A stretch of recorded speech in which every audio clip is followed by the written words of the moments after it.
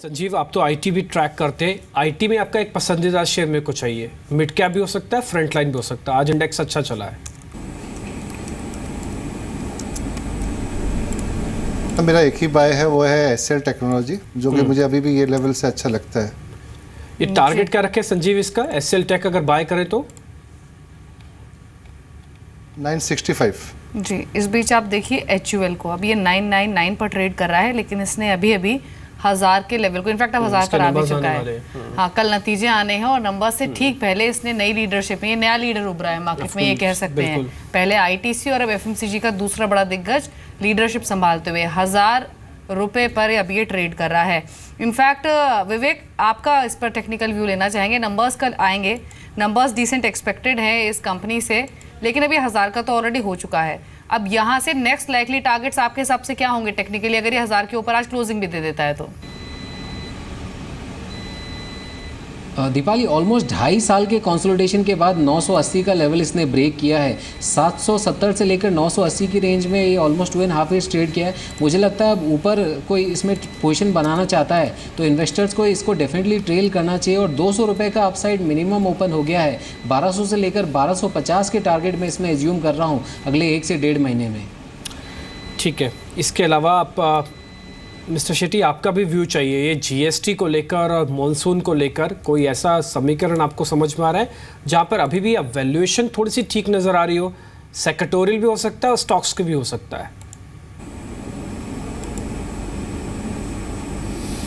GST और monsoons को लेकर तो ऐसा कोई वैल्यूएशन चीप नज़र नहीं आ रहा है। बट जहाँ पे वैल्यूएशन चीप नज़र आ रहा है वो है आईटी सेक्टर अभी, क्योंकि बट उसका जीएसटी और मॉनसून से कुछ लेना देना नहीं है। बिल्कुल, हाँ। वो इसीलिए क्योंकि वहाँ पे ट्रम्प सरकार है, उन्होंने काफ़ी कुछ कहा है कि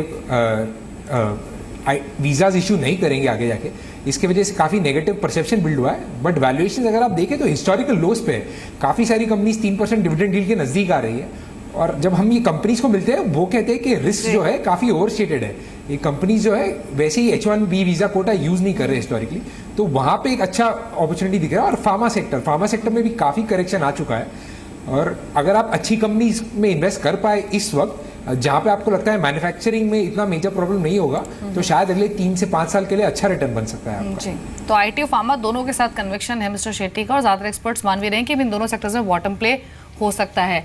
और आईटी में तो इनफैक्ट संजीव ने एसएल टेक्नोलॉजीज अपनी पिक बताई भी है, तो एक ट्रेडिंग के पर्सपेक्टिव से भी आईटी शेयर जान लेते हैं। रुचित, ये टीसीएस विप्रो आज चल रहे हैं और पिछले 2-3 दिनों में हमने आईटी स्टॉक्स में बायर्स का इंटरेस्ट देखा है। ये आपको ट्रेडिंग के पर्सपेक्टिव से कौन सा शेयर अच्छा लग रहा है आईटी स्पेस से? आई थिंक आईटी स्पेस में जो ट्रेडिंग पर्सपेक्टिव है, फर्स्टली टीसीएस एक अच्छा लग रहा है। ये स्टॉक ने आज 200 दिन का मूविंग एवरेज के ऊपर ब्रेकआउट दिया है और डेफिनेटली वॉल्यूम्स भी अच्छे सपोर्टिव रहे, तो आने वाले दिनों में ये मोमेंटम कंटिन्यू रह सकता है। और शॉर्ट टर्म में हम 2460 और एक बार 2460 के लेवल्स कूदा है तो हम 2530 2540 तक के लेवल्स भी देख सकते हैं। इसके अलावा इवन एक हेक्सावेयर देखेंगे तो रिसेंटली एक अच्छा आउट परफॉर्मर रहा है मिड कैप आईटी स्पेस में से। और जनरली कोई सेक्टर जब अच्छा मोमेंटम देता है तो जो स्टॉक लीडरशिप लेता है या आउट परफॉर्मेंस दिखाता है, उस स्टॉक में आउट परफॉर्मेंस जनरली कंटिन्यू रहती है। तो हमें लगता है कि आगे चल के ये भी एक अच्छा मोमेंटम कंटिन्यू रखेगा। तो टीसीएस और हेक्सावेयर ये दो स्टॉक्स रहेंगे जो आईटी क्षेत्र में से एक अच्छा रिटर्न्स दे सकते हैं। ठीक है संजीव, आप अंबानी और अदानी दोनों में से कोई एक ग्रुप के किसके शेयर प्लस करेंगे? अभी किसकी वैल्यूएशन, किसका रिदम आपको ज़्यादा ठीक लग रहा है?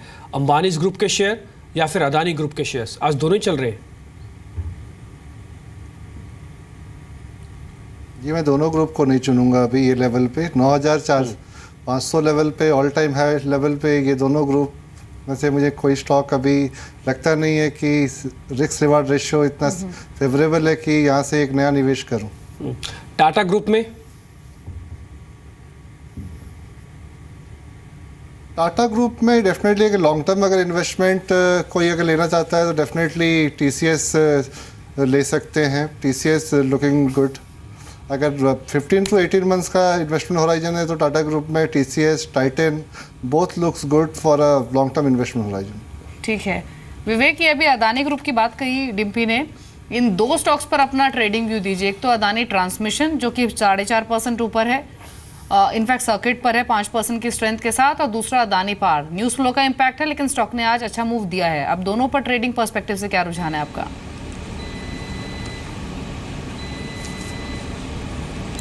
देखिए, अगर ये दोनों को कंपैरेटिवली देखें तो मुझे लगता है अदानी पावर एक काफ़ी लंबे समय से नेगेटिव टेरिटरी में रहने के बाद एक पॉजिटिव टेरिटरी में आ रहा है। अगर आप 33.80 के ऊपर ये ट्रेड करता है तो मुझे लगता है एक अच्छा अपराइज देखने को मिल सकता है और ऊपर में 36.50 से लेकर 37 तक के लेवल्स देखे जा सकते हैं। तो इस स्टॉक पे नज़र रखिए और 33.80 के ऊपर बाइंग पोजीशन बनाइए। ठीक है, क्योंकि दो नंबर्स का समय भी है तो अंचल मेरे साथ जुड़ चुके हैं ये बताने के लिए कि इस बार एचयूएल के नंबर्स कैसे रहने वाले हैं। पहले अंचल एचयूएल के नंबर्स बताइए, शेयर अभी चल रहा है, जल्दी जल्दी आपसे नंबर पहले पूछना चाहते हैं। बिल्कुल डिम्पी, वॉल्यूम फ्रंट से अगर बात करें तो 1% की गिरावट का अनुमान लगाया जा रहा है वॉल्यूम से, और बेसिक कारण यही है नोटबंदी का एक स्लिप और इफेक्ट इस बार भी ग्रामीण सेल्स पे रह सकता है। लेकिन इसके अदरवाइज अगर आप अक्रॉस द बोर्ड नंबर्स देखें पॉजिटिव नोट पे ही रह सकते हैं। रेवेन्यूज़ करीब 3% बढ़ने का अनुमान है। 2-3 चीज़ें ट्रिगर कर रही है। एक तो इन्होंने हाल में दाम बढ़ाए हैं सोप सेगमेंट के, तो उसका फ़ायदा होगा। सोप सेल्स इस बार स्ट्रांग रह सकती है। साथ ही जो इनके कच्चे माल पर लागत है वो बढ़ रही है, करीब 10 से 15% बढ़ सकती है रॉ मटेरियल कॉस्ट, लेकिन वो ऑफसेट हो रही है इनके एडवर्टाइजिंग स्पेंस की वजह से। कंपनी का Q4 में एडवर्टाइजिंग स्पेंस ऑलमोस्ट 35% तक गिरने का अनुमान लगाया जा रहा है, और वो काफ़ी हद तक ऑफसेट कर देगा जो रॉ मटेरियल कॉस्ट एस्केलेट हो रही है उसको। और साथ ही क्योंकि प्राइस हाइक हुआ है तो उसका फ़ायदा भी मार्जिन और एबिटा फॉर्म में आता हुआ दिखेगा कंपनी को। एबिटा के तर्ज पे करीब 6% एबिटा बढ़ने का अनुमान लगाया जा रहा है, तो वहीं एबिटा मार्जिन 18.8 से बढ़ के 19.10% पे रह सकते हैं, यानी ऑलमोस्ट 30 बेसिस पॉइंट का जंप एबिटा मार्जिन में आ सकता है। जहाँ तक रही बात बॉटम लाइन की, तो वहाँ पे 5.5% की बढ़त का अनुमान है। अन्य आय स्लाइटली गिर रही है, वो थोड़ा प्रेशर डाल सकती है बॉटम लाइन पे, लेकिन नेट एचएल के केस में वॉल्यूम्स पे नज़र रखिएगा, और जो ग्रामीण सेल्स रहेंगी ये आंकड़े काफ़ी इंपॉर्टेंट रहेंगे। जी, इनफैक्ट डिम्पी, अंचल ने जो नंबर्स अभी शेयर किए भी कुछ ऐसा बहुत एक्स्ट्रॉर्डनरी ग्रोथ तो दिख नहीं रही है नंबर्स में, लेकिन क्योंकि स्टॉक चल रहा है। क्या ये इसलिए चल रहा है क्योंकि आप देखेंगे कि जितने भी हाउसेस की रिपोर्ट आई है एचयूएल की अर्निंग्स को लेकर, उनमें सिर्फ एक ही बात कही गई है कि वो स्ट्रॉन्ग रिकवरी एक्सपेक्ट कर रहे हैं डिमोनेटाइजेशन के बाद, स्पेशली कंज्यूमर पर्सपेक्टिव से। तो ये फैक्टर है जो प्ले हो रहा है शायद अभी थोड़ा उतरिए। अंचल वैसे ये कह तो रहे हैं कि वॉल्यूम ग्रोथ में 1% का डिप आएगा, लेकिन मार्केट के अंदर 1% का डिप जस्टिफाइड है इस तरह का। दूसरा, आपके पास मॉनसून की रिपोर्ट है। तीसरा, जीएसटी का बेनिफिशियरी है। चौथा, ये अपने आप में सेक्टोरियल रीस्ट्रक्चरिंग भी कर रहे हैं। तो आप एफएमसीजी का, ब्रिटानिया के आपने नंबर्स देखे होंगे, इसके कितना स्ट्रांग हमको मूव आते हुए देखा। तो जो एफएमसीजी कंपनीज है एक ऐसी लेगेसी से समय पास हो रहे हैं कि जहाँ पे उनमें टर्न अराउंड स्टोरीज है, और इसीलिए शायद शेयर परफॉर्म भी कर रहे हैं, क्योंकि अब आप उसको एक क्वार्टर नंबर से बांध नहीं सकते। आप एक नंबर से बांधेंगे और 2 से 4% का मूव है बस, उसके बाद आपको ये अपने ही रिदम पे चलते हुए दिखेंगे। एक और अर्निंग आने हैं, वो भी अपने स्पेस में लीडर ही है, बजाज फाइनेंस। नंबर्स कैसे रह सकते हैं ये भी जान लेते हैं, बताइए अंचल। वाली देखिए, एनआई के फ्रंट पे ऑलमोस्ट 43% की बढ़त का अनुमान लगाया जा रहा है। लोन बुक 36.5% बढ़ने का अनुमान है। साथ ही जो कमर्शियल सेगमेंट है इनका, वहाँ पे ऑफटेक इस बार एक अच्छा रह सकता है। जो कंज्यूमर ड्यूरेबल स्पेस है वहाँ पे भी लोन डिमांड काफ़ी स्ट्रांग रही है, और उसका फ़ायदा भी कंपनी को कहीं ना कहीं इस क्वार्टर में आता हुआ दिखेगा। प्रोविजंस का आंकड़ा अगर आप quarter on quarter basis compare करें तो ऑलमोस्ट 13% बढ़ रहा है वाई, जबकि 35% प्रोविजनिंग बढ़ती हुई दिखेगी, और ये थोड़ा सा प्रेशर कंपनी के मुनाफे पे डालता हुआ दिखेगा। और यही कारण है कंपनी का प्रॉफिट जो है, अगर आप रेवेन्यू ग्रोथ देखें 43% की, उसके मुकाबले 40% की ग्रोथ मुनाफे में आती हुई दिखेगी। क्रिटिकल रहेगी एसेट क्वालिटी। लगातार कई क्वार्टर से बजाज फाइनेंस ने अपनी एसेट क्वालिटी को मेंटेन करा है। इस बार भी 1.5% के ग्रॉस एनपीएस की उम्मीद की जा रही है 1.47 से के मुकाबले, यानी बहुत मार्जिनल चेंज होता हुआ दिखेगा। अदरवाइज एक अच्छे सेट ऑफ नंबर्स की उम्मीद है। हाँ, ये ज़रूर रहेगा कि प्रोविजनिंग का आंकड़ा कहाँ रहेगा। अगर ये 200 करोड़ से ज़्यादा की प्रोविजनिंग करते हैं तो मुनाफे पे और प्रेशर बनता हुआ दिखेगा। संजीव, दोनों पे आपके रिकमेंडेशन चाहिए। एक तो बजाज फाइनेंस पे, जिसके नंबर्स में शायद प्रोविजनिंग इस बार इंपॉर्टेंट रहेगी। 200 करोड़ के ऊपर आ जाएगा तो शेयर चलेगा नहीं, भले अदर सेगमेंट थोड़ा ठीक भी आ जाए। और दूसरा एचयूएल जो भी चल रहा है। जी, पहले बजाज फाइनेंस में हमारा बाय रिकमेंडेशन है। हालांकि स्टॉक बहुत रनअप किया है पोस्ट डिमोनेटाइजेशन लो, लेकिन अभी भी मुझे लग रहा है कि यहाँ फिर कुछ टीम बाकी है, और जो एनपीए का फिगर आपने बताया वो मेंटेन रहेगा और इम्प्रूव हो सकता है। जहाँ तक एचयूएल का है, जो मेन कमेंट्री रहेगा वो है मार्जिन कमेंट्री, क्योंकि जो यूनिलीवर एज ए ग्रुप, उनका जो कमेंट्री आया था कि they are looking for 350 to 400 basis point margin improvement, और यूनिलीवर इंडोनेशिया का जो अभी लास्ट 2 वीक्स में रिजल्ट आया था, वहाँ पे हमने 250-300 बेसिस पॉइंट का मार्जिन इम्प्रूवमेंट देखा गया था। तो डेफिनेटली कल के रिजल्ट में ये एक बहुत इंपॉर्टेंट पॉइंट रहेगा कि ये एचयूएल किस तरह का मार्जिन इम्प्रूवमेंट दिखा रहा है, और हमारा बाय रिकमेंडेशन है एचयूएल पे अभी। ठीक है, एक बार जरा टू व्हीलर ऑटो स्टॉक्स को देख लेते हैं, हीरो मोटोकॉर्प, बजाज ऑटो और टीवीएस मोटर्स, क्योंकि मॉनसून, रूरल डिमांड रिकवरी, कुछ ऐसे फैक्टर्स हैं जो कि इन स्टॉक्स पर भी प्ले कर रहा है। आप देखिए हीरो मोटोकॉर्प को 111 रुपये ऊपर ट्रेड कर रहा है, ये 1.5% 3.5% ऊपर इनफैक्ट अभी आ चुका है 36-27 के लेवल पर। टीवीएस मोटर्स लाइफ टाइम हाइस पर, ये भी 1.5% ऊपर है 533 के स्तर पर। और ऑटो स्टॉक्स में टू व्हीलर हो या फिर फोर व्हीलर्स हो, ये एक्सपेंसिव होते जा रहे हैं, उसके बावजूद ही बायर्स का इंटरेस्ट इन स्टॉक्स में बना हुआ है। ट्रेडिंग पॉइंट ऑफ व्यू जान लेते हैं, ये टीवीएस मोटर्स है, हीरो मोटो, इन दोनों पर स्पेशली आपका क्या व्यू है विवेक? ओवरऑल काफ़ी बुलिश ट्रेंड में है। टीवीएस मोटर को देखें तो 505 के ऊपर एक स्ट्रॉन्ग कंसोलिडेशन पैटर्न से इसने ब्रेकआउट दिया था, उसके बाद ऑलमोस्ट 537 तक का लेवल देखा जा चुका है। बाई ऑन डिप्स की रणनीति रखनी चाहिए। अगर 529 से लेकर 530 की रेंज में मिलता है तो इसे बाई करना चाहिए 520 के स्टॉप लॉस साथ। ऊपर में 548 तक के टारगेट इसमें देखे जा सकते हैं। ये पोर्ट को लेकर इस समय बड़ी खबर आ रही है कि गुजरात पीपावाव में हिस्सा बिक सकता है और ये अदानी पोर्ट इसमें हिस्सेदारी खरीद सकते हैं। दोनों के शेयर लिस्टेड है, अदानी पोर्ट भी है और गुजरात पीपावाव भी है, तो दोनों पे रिएक्शन आना थोड़ा सा लाजमी है। अदानी पोर्ट थोड़ा निचले स्तर से रिकवर कर रहा है, गुजरात पीपावाव के अंदर रिएक्शन ज़्यादा स्ट्रॉन्ग आया और ये करीब अभी आधे % अभी भी ऊपर है। हालांकि इसमें जो मूव था वो करीब 168 तक पहुँच गया था, अभी 160 पे आ गया है। लेकिन इन दोनों खबर पे ध्यान रखें, हालांकि सोर्स बेस्ड इंफॉर्मेशन है, गुजरात पीपावाव में हिस्सेदारी बिक सकती है जिसको अदानी पोर्ट ले सकता है। तो एक दूसरा स्पेस ऐसा होगा जहां पर अब मर्जर एंड एक्विजिशंस तेज हो जाएगा। ये इकोनॉमी का फ्लेवर होता है कि जब इस तरह की कोई आपकी ग्रोथ चलती है तो सभी सेक्टर्स के अंदर बड़े प्लेयर्स छोटे प्लेयर्स को कहीं ना कहीं अपने अंडर रखने की कोशिश करते हैं और ये कहीं ना कहीं अदानी पोर्ट पे भी दिख रहा है। अदानी ग्रुप अब गुजरात पीपावाव के अंदर भी हिस्सेदारी खरीद सकता है, यहाँ पे खबर आ रही है। फटाफट से बने ग्लोबल सेंटीमेंट भी दिखा दीजिए कि क्योंकि आज बाजार क्लोज करने की तैयारी कर रहे हैं, उससे पहले हमको कल के संकेत कैसे मिल रहे हैं। आज हम रिकॉर्ड स्तरों पर क्लोजिंग देंगे, ठीक उससे पहले यूरोपियन बाजार शांत है। मेरी यही भी कह रहे थे कि आप बार बार हमसे पूछते रहे तो ये कहते थे कि हाँ अभी भी जब तक ये शांति रहेंगे ना तब तक आपका बाजार ऐसे ही चलता रहेगा और ये आज भी शांति है, तो उम्मीद करते हैं कल का लेवल भी मार्केट के लिए अच्छा ही होगा। एक बार डॉ फ्यूचर्स भी दिखा दीजिए। यस, यहाँ पे करीब फ्लैट रुझान है, कुछ ज़्यादा बड़ा मूव है नहीं। 20,000 का इंडेक्स अगर 11 पॉइंट चल रहा है तो क्या चल रहा है, कुछ नहीं चल रहा है, तो फ्लैट ही है, तो कुछ ज़्यादा बड़ा मूव तो इसमें नहीं देखने को मिला। स्टॉक स्पेसिफिक चुनाव कीजिए, नतीजे, मॉनसून, इस समय ये मार्केट का फ्लेवर है। जल्दी से एक बार देख लेते हैं कि बाजार की अच्छी क्लोजिंग में हीरो जीरो शेयर कौन से हैं, रिजल्ट इंपैक्ट वाले शेयर कौन कौन से बने हैं और बाजार की अच्छी क्लोजिंग कहाँ दिख रही है। कुल मिला के वैसे आज 9500 के ऊपर हमको क्लोजिंग मिल जाएगी, ये अभी तक तो समझ में आ रहा है। 66 अंकों की बढ़त के साथ है और ये 250 अंक से कुछ ज़्यादा की मजबूती सेंसेक्स में दिखेगी।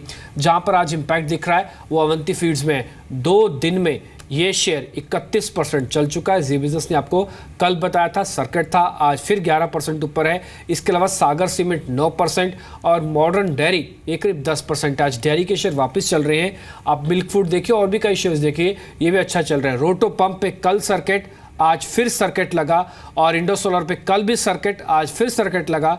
ये बैक टू बैक सर्किट वाले शेयर है। सुराना सोलर पे भी सर्किट है, आज करीब 20% का।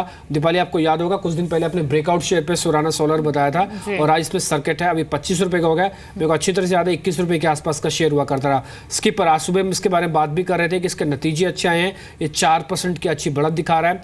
ग्रेविटा इंडिया नंबर शानदार, ये करीब 10% ऊपर। पीएनबी आज ये टूटा नहीं, 170 था जो उसके नंबर्स आए थे, धीरे धीरे आए थे, लेकिन हमने आपके सामने बताया कि आप इसके हिम्मत घबरा मत छोड़िएगा, ये शेयर अभी टूटने वाला नहीं है। नंबर्स प्राइमा फेसी देखने से ऐसे लग रहे थे।